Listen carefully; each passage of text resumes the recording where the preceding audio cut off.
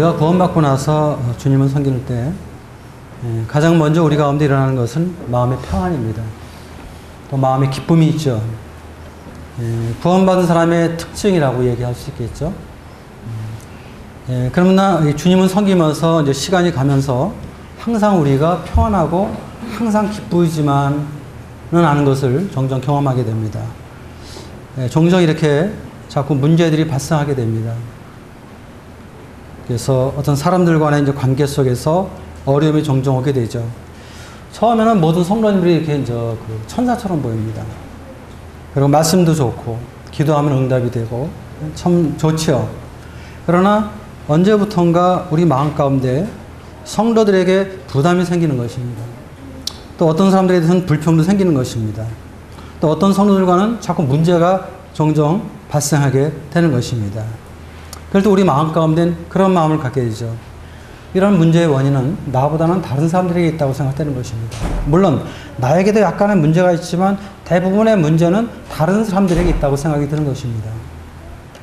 그래서 우리는 어떤 면에서 주님 앞에서 그 형제를 사랑하는 마음으로 그를 위해 기도하기도 하고, 또 그를 이제 도와주기 위해서 뭐 교제도 하고, 또 나름대로 이렇게 도와주려고 합니다. 근데 문제는 그렇게 하면 할수록 문제가 더 커진다는 것입니다. 그리고 우리 마음이 더 무거워지고 더 고통스러워진다는 것입니다. 왜 이럴까?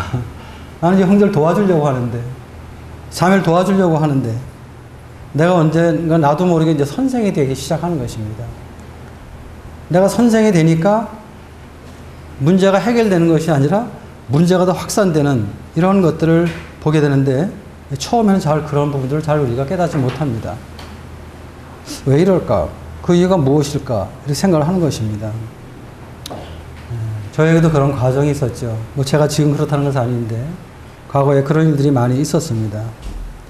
어느 날 주님께서 그 문제에 대해서 제가 주님 앞에 나갔을 때 주님께서 저에게 지적하신 것은 모든 문제의 근원은 어떤 환경이나 다른 사람에게 있는 것이 아니라 저 자신에게 있다는 것을 주님께서 말씀을 하셨습니다. 그리고 주님께서는 그 사람을 통해서, 그런 환경을 통해서 저를 건치시고 저를 뭔가 교정하기를 원하시는데, 저 자신은 그런 주님의 뜻을 모르고 다른 사람을 건쳐주고 다른 사람을 뭔가 변화시켜 주려고 했다는 것입니다. 그리고 그 문제의 원인은 자아라는 것이었습니다. 자아, 내 자신. 그러니까 모든 문제의 근원은 내 자신, 자아 때문에 성도들과 문제도 일어나는 것이고, 또 저 자신을 보게 될 때 저 자신의 삶 속에도 별로 변화가 없는 것입니다.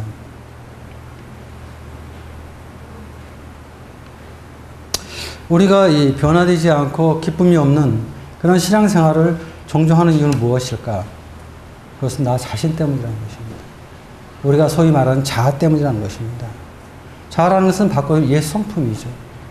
구원받고 나서 새 생명 가운데서 주님으로 살아가야 되는데, 새 생명보다는 내 육신에 워낙에 습관적으로 잘 배어있는 내 옛 성품을 가지고 살기 때문에 그러한 문제가 종종 일어났다는 것을 제가 후일에 깨닫게 되었습니다.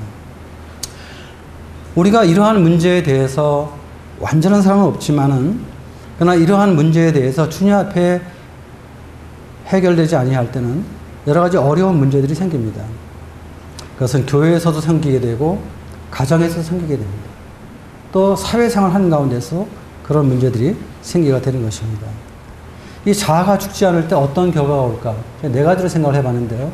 첫 번째는 우리가 자아가 죽지 않을 때 첫 번째는 다른 사람을 참 어렵게 한다는 것입니다. 일단 자아가 강한 사람들은 이 사람 간의 관계가 원만치 않아요. 이 대인 관계가 원만치 않습니다. 그래서 이제 물론 나름대로 우리는 구원받고 나서 다 주님을 위해 한다고 나름대로 열심히 주님을 섬기는데, 그런데 자아가 강할 때, 자아가 우리 삶 속에 계속 나타날 때는 그렇게 열심히 살면 살수록 다른 사람들에게 말로 상처를 주는 것입니다. 그리고 행동으로 또 어려움을 주는 것입니다. 또 지나치게 남의 일에 간섭을 하게 돼요. 또 주관하게 되는 이러한 것들을 보게 됩니다.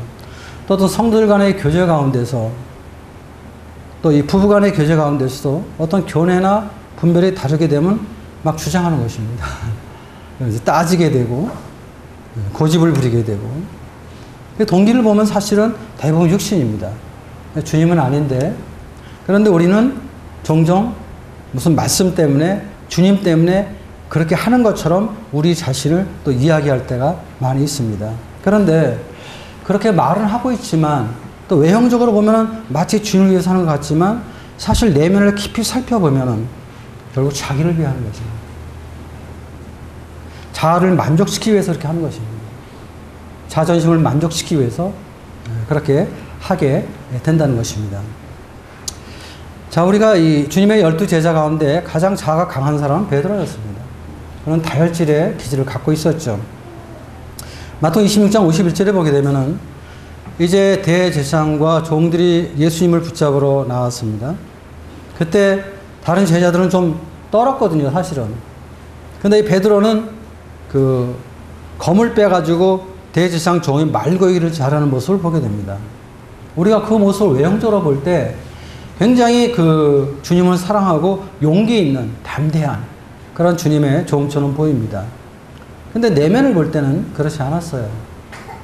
그것은 사람들 앞에서 자기 자신을 과시하고 뭔가 객기를 부리고자 하는 그런 마음이 있었습니다.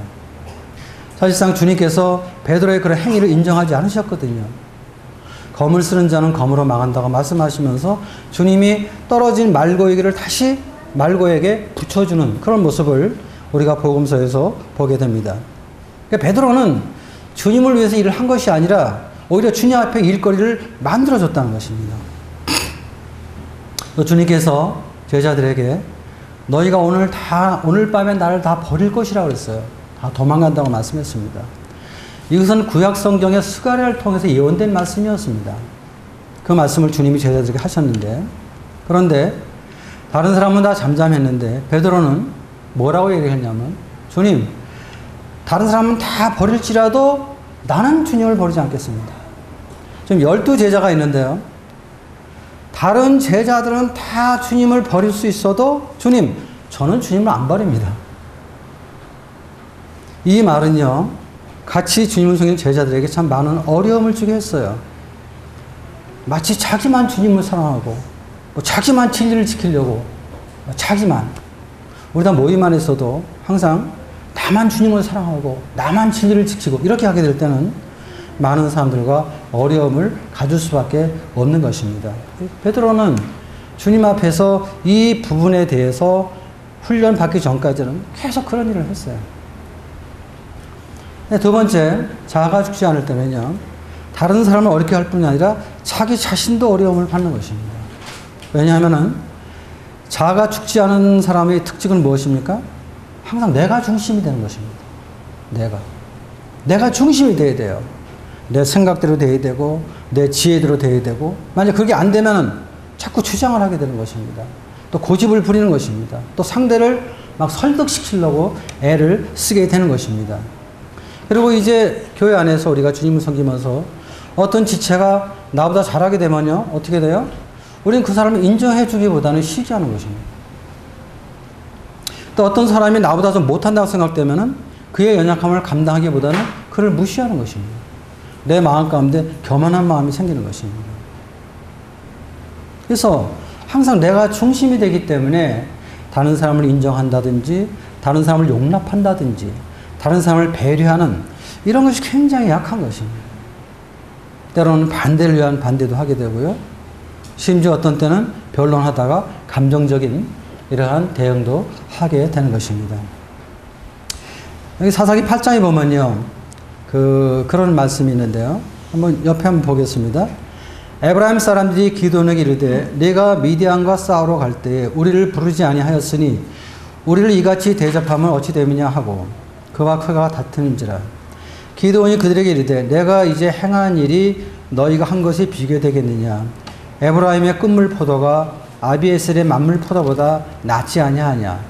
하나님이 미디안의 방백 오렉과 스웹을 너희 손에 넘겨주셨으니 내가 한 일이 어찌 능히 너희가 한 것에 비교되겠느냐 하니라. 기드온이 이 말을 하며 그때 그들의 노여움이 풀리니라. 지금 미디안 대군을 물리치고 승리를 했습니다. 승리하고 나서 에브라임 사람들이 자존심이 상했어요. 승리하고 나서 이들은 기드온에게 와서 왜 미디안과 싸우러 갈 때 우리를 부르지 아니했냐 하면서 지금 시비를 거는 것입니다. 이것은 왜 그러냐면은 에브라임 사람들이 사실은 뭐 주님을 위해서 이렇게 하는 것이 아니라 자존심이 상했기 때문에 이런 문제가 발생한 것입니다. 이스라엘의 12지파 가운데 가장 큰 지파가 에브라임 지파였습니다. 가장 강했어요. 에브라임 지파 사람들이. 가장 많은 그런 사람을 거느리고 있었고, 또 이 당시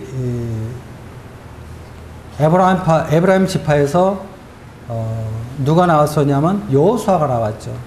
그렇기 때문에 이 에브라임 사람들은 여러 가지로 큰 자부심을 가졌던 지파입니다. 그런데 이 미디안과의 싸움에서 하나님보다 기도이 더 크게 사용했다는 이런 마음이 들었을 때 에브라임 지파 사람들 마음의 자존심에 이것이 허용이 안 됐어요. 그래서 이제 시비를 거는 것입니다. 명예심이 강한 지파였거든요.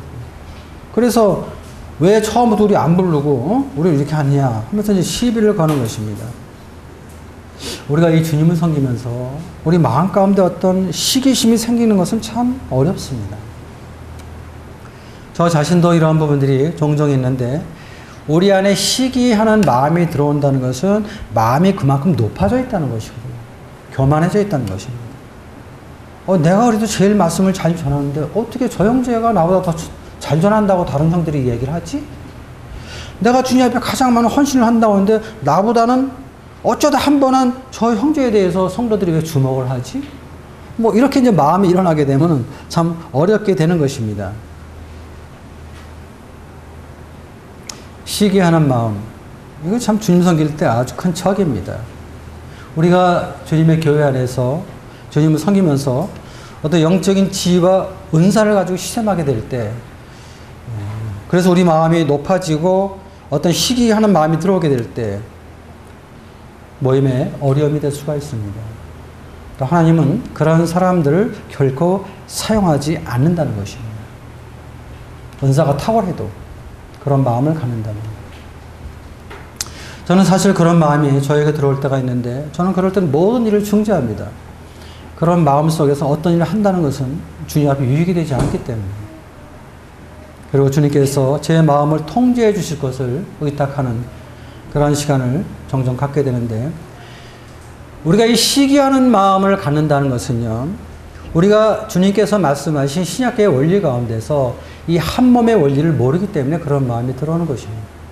또 알기는 이론적으로 알고 있지만 실제 경험적으로 주님 앞에 그런 것을 잘 경험하지 못하기 때문에 오는 것이죠.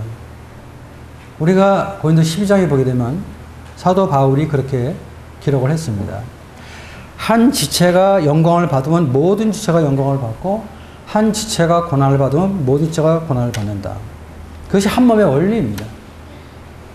우리 가운데 어떤 형제가 영광을 받는다면 그것은 그 형제의 영광이기도 하지만 이 지역교회의 한 몸으로 되어 있는 나의 영광이기도 한 것입니다. 또 어떤 지체가 고난을 받는다면 그 사람의 고난과 나의 고난이 관계없는 것이 아니라 그의 고난은 나의 고난과 동일하다는 것입니다. 그래서 우리는 교회 안에서 특별히 어떤 연약함 속에 있는 분들, 고난 가운데 있는 분들을 우리는 더 기억하게 되는 것입니다. 그들을 위해서 기도하게 되고 그들을 격려할 수 있는 그런 것들이 무엇인가를 우리가 찾아보는 것입니다. 왜? 우리는 한 몸이기 때문에. 이것은 이론적으로 배우는 것은 간단하지만 실제 이런 것을 경험하는 것은 주님의 몸된 교회 안에서 성령을 통해서 우리가 그런 것들을 배울 수가 있죠. 그 다음에 세 번째, 우리가 이 자아가 죽지 않을 때는요, 우리 삶 속에 변화가 나타나지 않는다는 것입니다. 우리가 구원받았다는 것은요, 우리의 옛 성품이 죽고 새로운 생명이 우리 안에 들어왔다는 것을 의미하는 것입니다. 새 생명은요, 그리스도의 생명입니다.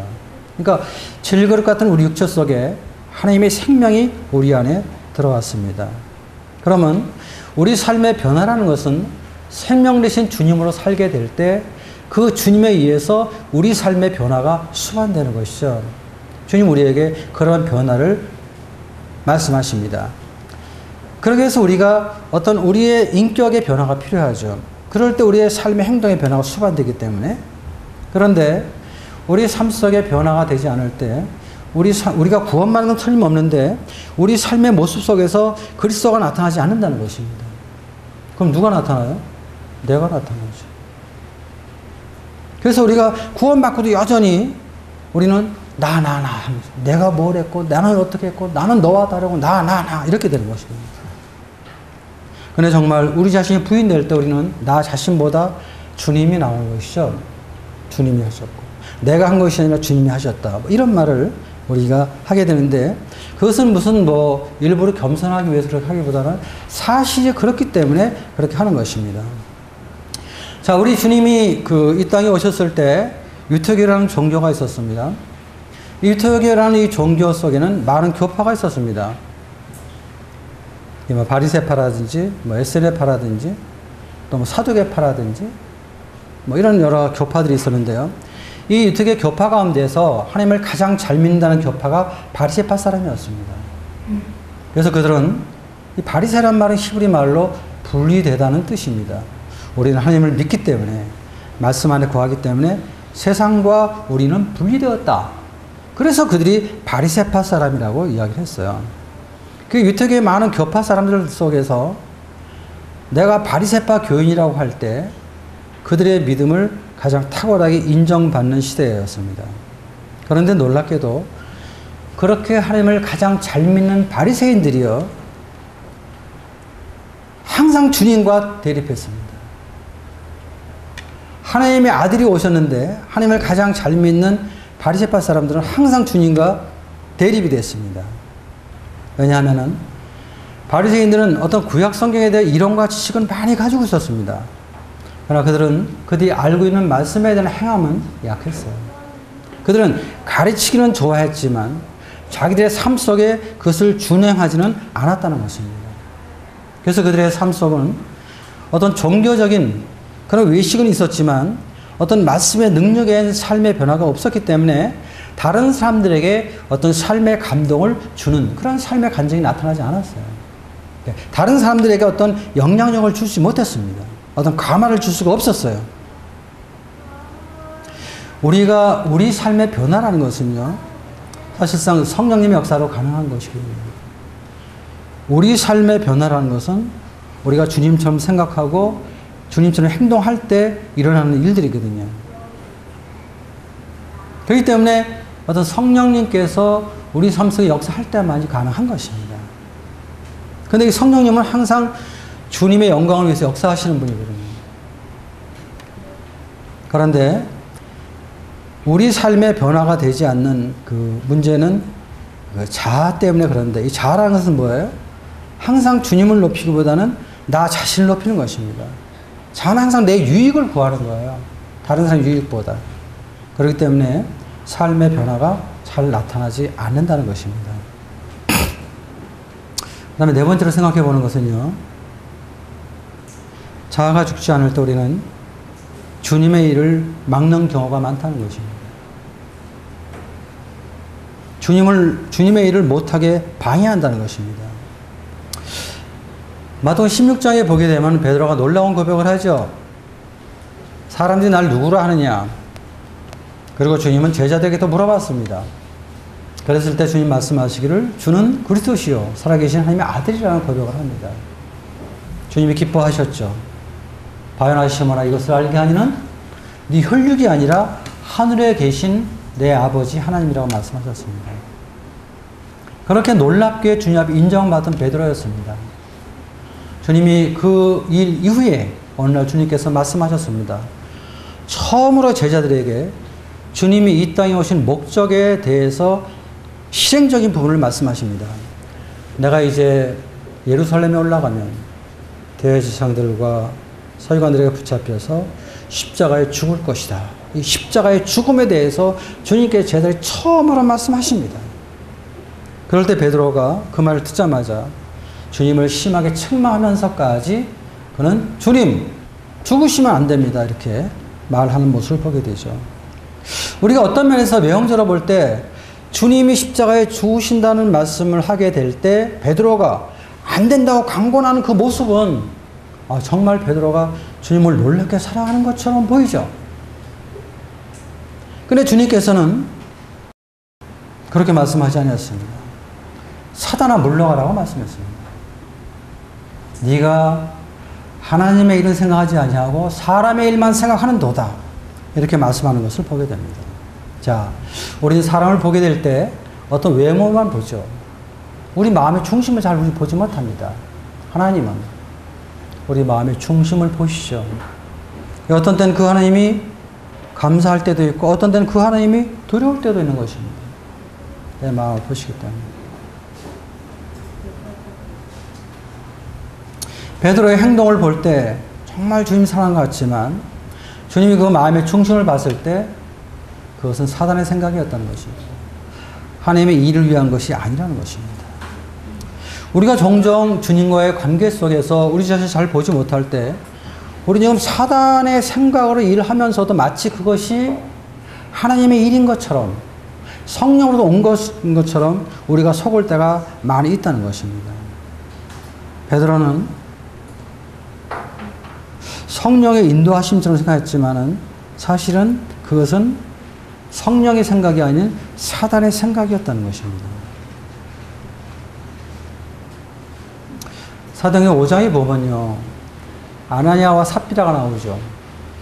그 당시 초대교회는 재산이 있는 사람들이 자원하는 마음으로 일부 재산을 팔아서 재산 전체를 주님 앞에, 사도들 앞에 내려놨습니다. 갖다 주었어요. 근데 아나니아와 삽비라도 그런 일을 했습니다. 자기 재산을 팔아서 사도들에게 가져왔는데 문제는 재산을 다 팔아서 일부는 감추고 일부만 가지고 왔습니다. 그러면서 전부라고 얘기한 거예요.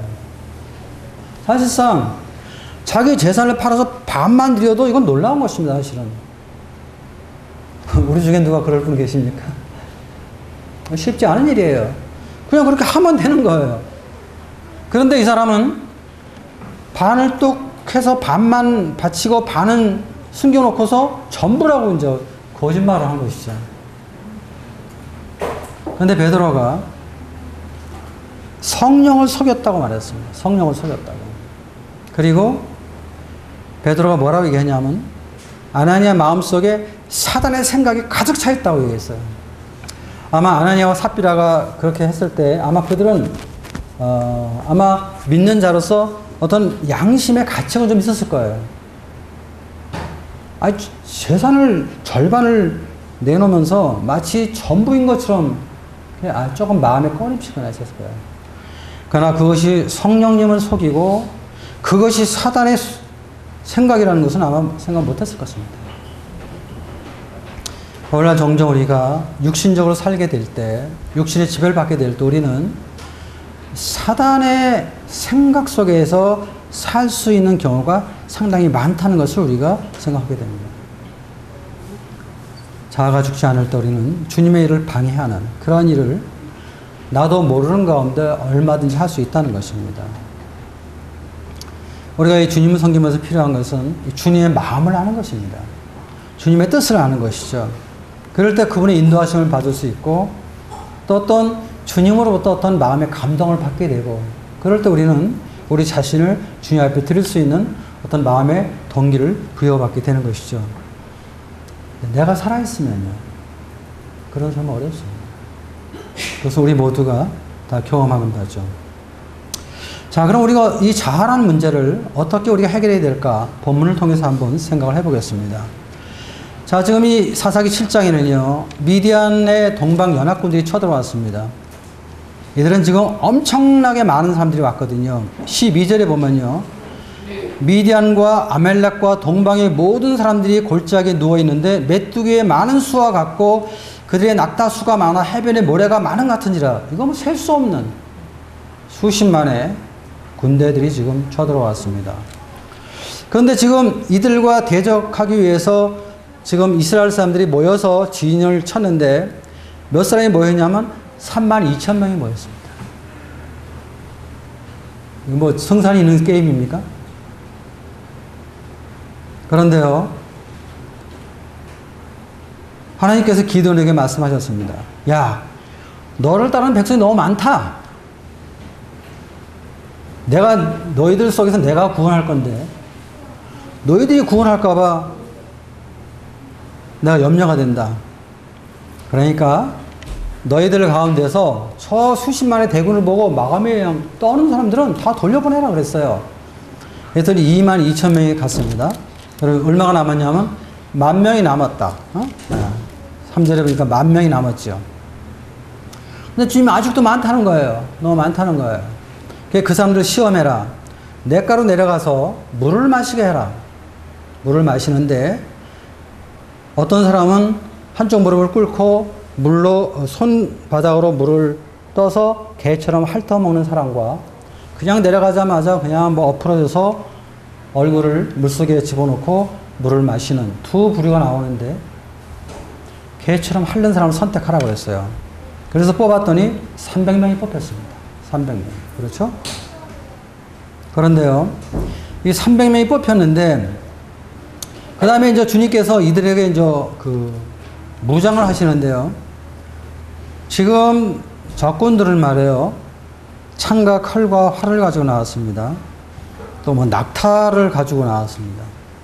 그런데 지금 주님께서 이스라엘 백성들에게 허락한 무장은요, 나팔과 횃불을 든 빙 항아리였습니다. 여러분, 지금 전쟁터에 나가는데요, 한쪽은 나팔, 한쪽은 항아리를 들고 나가는 것입니다. 그 안에 횃불을 들고. 이게 뭐 되는 거예요, 이게? 이상하죠? 근데 이제 그들과 싸우게 될 때, 항아리를 부수게 될 때 횃불이 드러나게 됐고요. 횃불이 드러나면서 나팔을 봅니다. 그러면서 여호와를 위하여, 기도를 위하여라고 소리를 쳤을 때, 이 미디안 군사들이 서로 자기들끼리 칼질해서 다 죽여버렸어요. 그래가지고 승리했습니다. 그래서 한 만 몇천 명만 도망을 가게 되죠. 이것이 바로 사사기 7장에 나와 있는 이런 말씀입니다. 주님께서 이 사사기 7장을 통해서 우리에게 보여주는 교훈은 무엇일까요? 첫 번째 우리가 생각해 보는 것은요, 이 자화의 싸움은요, 우리 어떤 의지와 우리의 노력을 되어주는 것이 아니라는 것입니다. 마치 이스라엘과 미디안의 싸움이 어떤 이스라엘의 노력과 이스라엘의 공로를 가지고 승리하는 것이 아닌 것처럼 결국 그 승리는 하나님의 승리였습니다. 하나님의 능력의 승리였습니다. 이 자화의 싸움은 그런 것입니다. 우리가 첫 번째 생각해 봐야 되는 것은요, 항아리를 부숴야 되죠. 빈 항아리 속에 가지고 나갔던 것은 횃불입니다. 결국 횃불의 빛이 비치기 위해서는 항아리가 부서져야만이 항아리 속에 있는 빛이 드러나게 되는 것이죠. 빛 대신 그리스도가 드러나기 위해서는요, 우리의 질그릇 같은 육체가 무너지지 않으면 안 된다는 어떤 영적인 원리를 우리에게 말씀은 보여주고 있습니다. 빛 대신 그리스도, 그분은 어디 계십니까? 우리 안에 계십니다. 우리 안에 계십니다. 그럼 우리 안에 거하시는 빛 대신 그리스도가 비추어지기 위해서는 항아리 같은 우리의 육체가 부서지지 않으면 안 된다는 이러한 원리를 이 말씀에서 우리는 찾아볼 수가 있습니다. 자아가 무너질 때 우리 안에 거하신 그리스도가 나타나게 되고, 그리스도가 내 삶 속에 사시고 역사하실 때, 그럴 때 그분에 의해서 우리는 우리의 삶의 변화를 점진적으로 이루어갈 수 있다는 것이죠. 근데 우리는 일반적으로 우리가 구원받기 전에 율법 아래에 있을 때 행했던 의와 노력을 행하는 것입니다. 그렇기 때문에 사실은 우리는 절망하게 되죠. 낙심하게 되죠. 사도 바울은 로마 7장에서 우리가 죽기 위해서 노력해서는 안 된다는 것을 강조하고 있죠. 왜? 우리는 이미 그리스도와 연합되어서 그리스도와 함께 이미 죽은 자인 것을 우리에게 말씀으로 가르쳐주고 있습니다. 근데 문제는요, 우리는 이 항아리 같은 자아를 우리 삶 속에 부수지 않으려고 한다는 것입니다. 또 이 항아리들 중에서는요, 더 가치가 있다고 생각하는 항아리들이 있습니다. 이런 사람들은 더 안 부수려고 해요. 제가 언젠가 이 도자기 엑스포에 갔다 온 일이 있습니다. 그 세계 도자기 엑스포에는 각 세계 여러 나라의 도자기들이 전시되어 있었는데요. 아주 싼 도자기부터 비싼 것까지.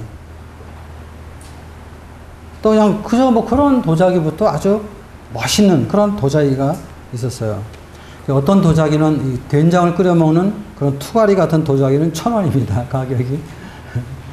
근데 어떤 도자기는 몇 천만 원씩 하는 거예요. 비싼 것도 있고 더 멋있는 것도 있죠. 근데 하나의 특징은 무엇입니까? 모든 도자기는요, 뭐로 되었다? 흙으로 만들었다는 것입니다. 흙으로 만들어졌다는 것입니다. 사도 바울은 고린도서 4장 7절에서 그렇게 말하고 있습니다. 우리가 이 보배를 질그릇에 가졌으니 이는 능력이 힘이 큰 것이 하나님께 있고 우리에게 있지 아니함이라. 이런 걸 보냈습니다. 결국 말씀 가운데서 우리가 보여주는 교훈은 무엇입니까? 질그릇은 깨어져야 되는 거죠. 그럴 때 질그릇 같은 육체 속에 있는 그리스도가 나타나게 되고 그 보배로운 그리스도가 우리 삶의 능력으로, 우리 삶의 지혜로 우리 삶 속에 나타날 수가 있는 것이죠. 그래서 내가 부서질 때 그리스도를 알게 되고 또 그리스도에 대한 가치를 알게 되고 또 그리스도의 가치를 깊이 깨닫게 될 때 우리는 쉽게 부서지는데요. 근데 우리는 그리스도의 가치를 잘 모르는 거예요. 그래서 잘 안 부수는 거예요. 어떤 사람은 못 부수죠. 이 부서지면 죽는지 알거든요. 우리는. 저도 이 자존심이 만만치 않은 사람입니다. 사실은 여러분들 어떻게 보시는지 모르지만 저는 한때 제가 자존심이 없어지면 더 죽는다고 생각했어요. 구원받을 때도 끝까지 제가 저항했던 것은 저 의였습니다. 근데 결국은 제가 끝까지 지체 같은 마지막 벽돌까지 주님이 사정없이 부셨거든요. 그때 비로소 십자가의 복음을 깨달았어요. 제가 죽으니까 제가 살았단 말이에요. 제가 죽었을 때 주님의 생명은 깨달을 수가 있었어요. 사실은요, 우리가 완전히 부서지면 부서짐에 비례해서 더 놀랍게 우리 안에 성령의 능력이 나타나게 되는데 우리가 그런 것들을 잘 경험을 못하는 것입니다. 마치 빛이 없는 사람들처럼 이 빛이 없는 사람들, 바꿔 얘기해서 그리스도가 없는 사람들은요, 질그릇을 소중히 간직하세요.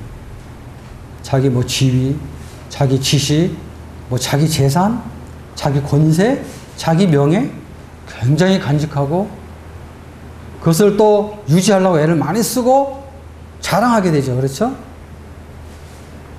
근데 그리스도인들은 구원받게 되면은 그러한 것들을 깨트리려고 하는 것입니다. 왜? 우리 안에 우리 자신보다 더 존귀하신 그리스도가 우리 삶 속에 함께 한다는 믿음을 갖고 있기 때문에. 근데 문제는 그게 잘 안 되기 때문에 우리는 종종 어려움을 갖게 되는 것입니다. 그러나 정말 우리 자신이 깨어질 때 그러한 것을 의식으로 믿고 삶 속에 행하게 될 때 그리스도는 정말 우리의 의가 되는 것입니다. 우리의 거룩이 되죠. 우리는 우리의 참된 거룩과 참된 의가 되시는 주님을 붙잡을 때 상태에 관계없이 하나님 앞에 나오는 것입니다. 또 상태에 관계없이 우리는 하나님을 섬기게 되는 것입니다. 그리고 그분이 진정 내 삶의 능력이 되고 그분이 진정 내 삶의 지혜가 되는 것입니다. 그래서 사도 바울은 그렇기 때문에 아무 육체라도 하나님 앞에서 자랑할 자가 없다고 말합니다. 아멘이죠. 공감이 되는 말씀입니다. 그리고 우리는 오직 그리스도만 자랑하는 것입니다. 네, 저는 종종 주님 앞에 그런 생각을 해봅니다. 질그릇 같은 나와 내 안에 거하시는 빛 되신 그리스도 누가 드러나야 될까? 우리의 머리는 뭐 금방 알죠.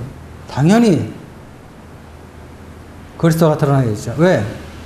우리 자신이 드러나게 될 때는 하나님께 영광이 되지 않기 때문에. 그런데 우리 자신이 무너지면은 하나님의 영광이 드러납니다. 그래서 어떤 사람들은요, 정말 주님 앞에 헌신된 사람들은 자기 위해서 살지 않는 것입니다. 자기를 부르신 그리스도를 위해 살게 되는 것입니다.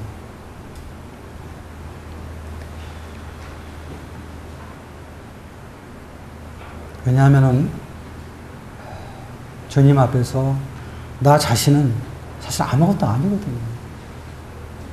아무것도 아닌데 우리가 사람들 간의 관계 속에서 내가 뭔가 되는 것처럼 우리는 생각을 하는 것입니다. 그래서 사실은 많은 어려움을 갖게 되죠. 저는 종종 이 겸손과 온유를 생각할 때 이 모세를 많이 생각합니다. 모세. 애굽의 최고의 학문과 최고의 권력을 가졌던 모세. 그는 한때 자기의 능력을 통해서 자기 동족 이스라엘 백성을 구원할 수 있다고 믿기도 했어요. 네, 주님께서 그런 마음을 갖게 가졌을 때 주님께서 그 모세를 낮추셔서 미디안 광야로 보냈죠. 그리고 애굽 사람들이 가장 무시하는, 멸시하는 목자가 되게 하셨습니다. 온 세상에 가장 유명했던, 가장 높았던 모세가 이름 없는 광야에서 양을 치면서 40년 동안 그런 시간을 보냈습니다. 세상과 사람들이 볼 때 모세는 망한 것이죠. 완전히 망한 것입니다. 완전히 몰락한 것입니다.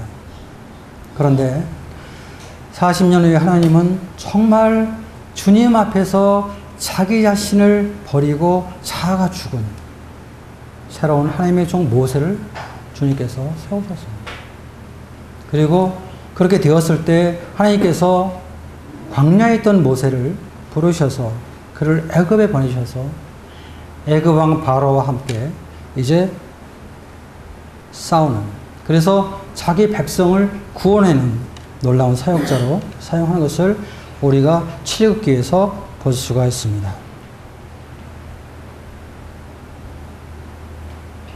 참 모세의 오경에 나와 있는 모세의 삶을 볼 때요, 하나님도 모세의 겸손과 온유를 인정하셨습니다. 지면에 모세와 같은 자가 없다고 그랬어요.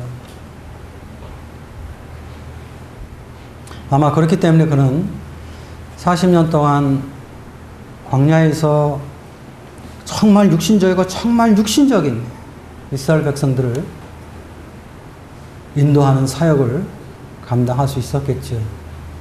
아마 그런 과정이 없었다면 모세는 도중에 하차했을 것입니다. 민수기 12장에 보게 되면 그 미리암과 아론이 야합을 해서 모세를 비방하죠. 어떤 구스 여인을 모세가 취했을 때 비방하는 모습을 보게 됩니다. 또 민수기 16장에 보게 되면 고라가 자기가 좋아하는 많은 사람들과 함께, 이 족장들과 함께 당을 져가지고 모세를 대적하죠. 아론을 대적하죠. 야, 왜 너희들만 제사장하냐? 우리도 제사장하겠다. 왜 너희만 인도자가 되냐? 우리도 할 수 있다. 뭐 이러면서 대적을 하게 되죠. 근데 모세의 태도를 보면요, 그들과 싸우지 않습니다. 변론하지 않죠. 하나님 앞에서 바로 무릎을 꿇죠. 정말 이것은 철저하게 부서진 성도의 모습입니다. 정말 자아가 죽은 그런 전형적인 그리스도의 모습입니다. 제 마음에 그런 감동이 됩니다. 그리고 주님께 처리하시죠. 미리암이 문둥병이 들게 하시고, 그 다음에 그 고라와 함께 했던 사람들은 다 땅을 갈라서 지진이 일어나서 땅 속에서 그들이 징계를 받는 무서운 모습을 우리가 말씀 가운데서 보게 됩니다.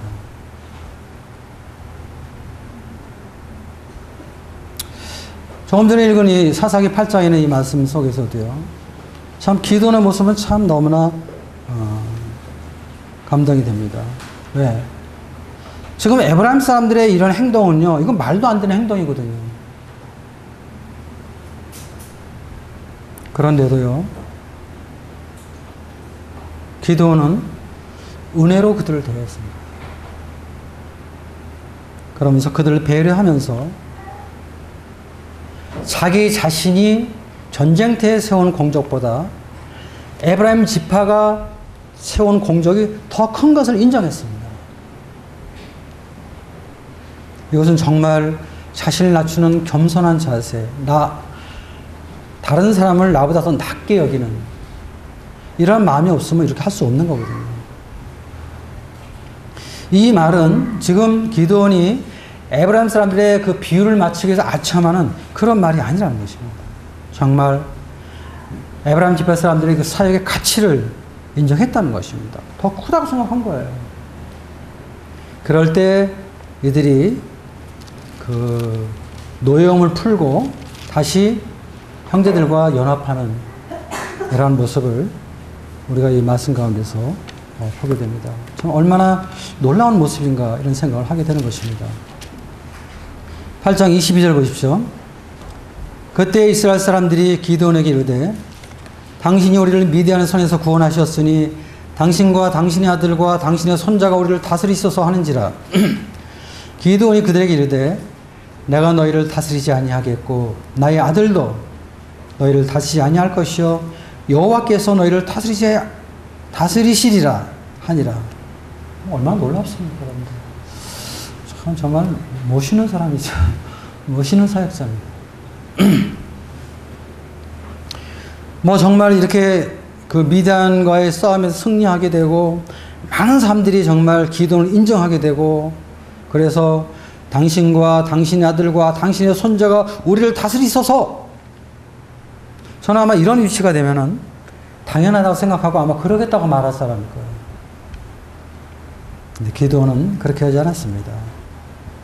내가 너희를 다스리지 아니하겠다. 나의 아들도 그렇게 하지 않겠다. 다만 여호와 하나님께서 너희를 다스릴 것이다. 이것은 정말 종들의 마음입니다.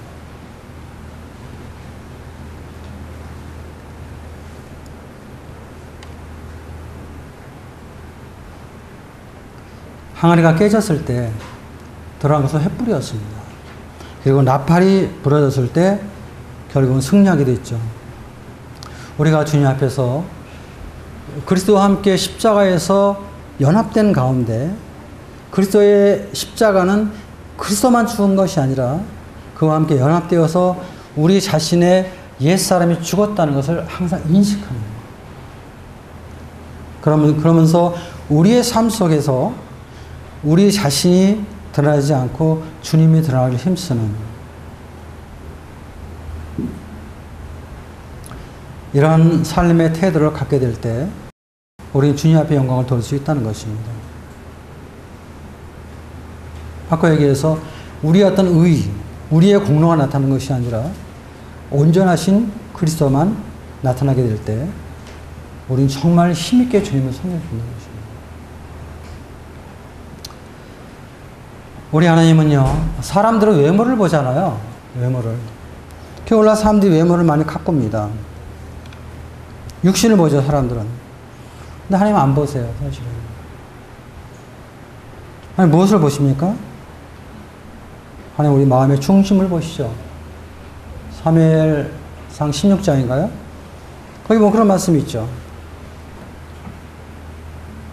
사람은 외모를 보나 나 여호와는 마음의 중심을 보는 거예요. 우리 마음의 중심을 보시는 분. 우리가 주님의 교회 안에서 주님을 섬기면서 육신으로 주님을 섬기냐 성령으로 주님을 섬기는가? 아니면 우리의 자아를 통해서 하나님 앞에 나아가는가? 아니면 그리스도를 통해서 하나님 앞에 나아가는가? 우리는 잘 모르지만 모습은 똑같거든요. 그러나 마음의 중심을 보시는 우리 하나님은 그것을 아신다는 것이죠. 그리고 우리가 주님 앞에 깨닫는 것은 내가 중심이 되고 자아가 중심이 될 때 나오는 것은 무엇입니까? 육신이 나오는 것입니다.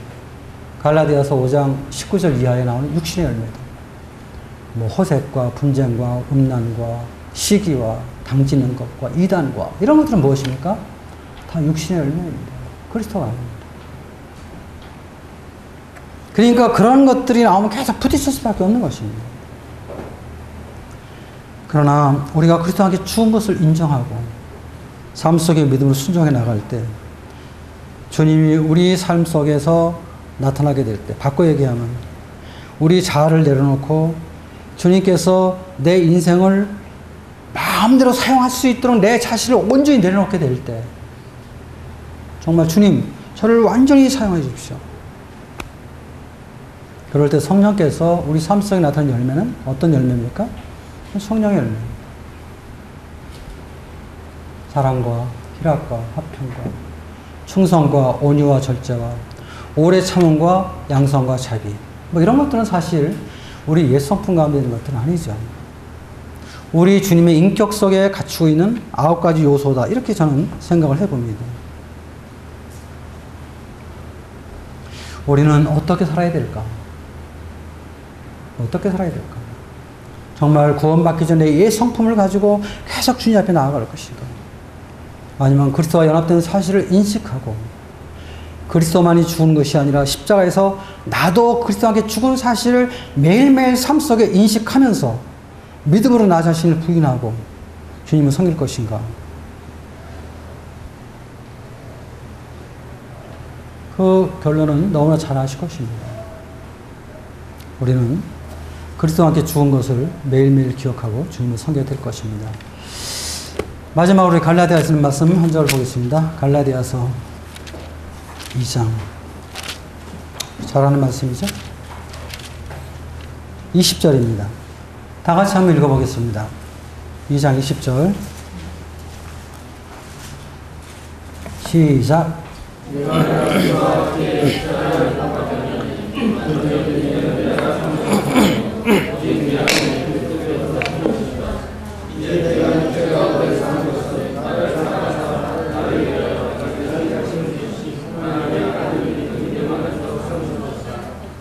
내가 그리스도와 함께 십자가에 못 박혔나니. 그렇습니다. 우리는 그리스도와 함께 십자가에 못 박힌 자들입니다. 지금부터 우리의 삶은 내가 과거에 못 박히기 전에 그러한 삶이 아닌 내 안에 그리스도께서 하시는 그런 삶을 살아야 되는 것입니다. 그리고 우리는 그 하나님을 믿는 믿음 안에서 그런 삶을 살아가야 되는 것입니다. 한 절 더 보겠습니다. 6장, 갈라디아서 6장 14절입니다. 그러나 내게는 우리 주 예수 그리스도의 십자가 외에 결코 자랑할 것이 없으니 그리스도로 말미암아 세상이 나를 대하여 십자가에 못 박히고 내가 세상을 대하여 그러하니라. 참 놀라운 고백입니다. 사도 바울은요, 그리스도로 말미암아 세상이 나에 대하여 십자가에 못 박혔고 내가 또한 세상에 대해 그렇다는 것입니다. 그러니까 세상에 대해서 내가 죽었기 때문에 세상이 나를 주관할 수 없다는 것입니다. 또 내가 세상에 대해서 그랬기 때문에 내가 세상에 대해서 별 관심이 없다는 것입니다. 무엇 때문에? 십자가 때문에. 그래서 사도 바울은 그리스도 예수의 십자가 외에는 결코 자랑할 것이 없다는 그런 고백을 하게 되는 것입니다. 정말 십자가는 저 자신부터 이러한 삶을 잘 못 누리지만 정말 우리가 그리스도와 함께 죽은 것을 삶 속에 인식하며 살아가게 될 때 세상은 우리가 아무 상관이 없는 것입니다. 나와 세상은 상관이 없습니다.